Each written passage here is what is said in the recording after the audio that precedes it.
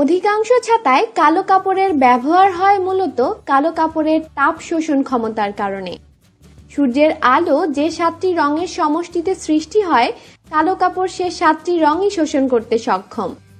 এর ফলে অন্যান্য কাপড়ের তুলনায় কালো কাপড় তাড়াতাড়ি গরম হয়ে ওঠে, একই সঙ্গে সেই তাপ বাতাসে বর্জন করে।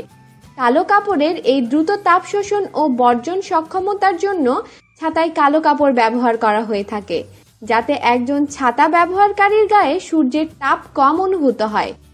অনেকের মতে যেহেতু কালো কাপড় সূর্যের তাপ খুব দ্রুত গ্রহণ করতে পারে, তাই এটি ভিজে গেলে শুকায়ও তাড়াতাড়ি।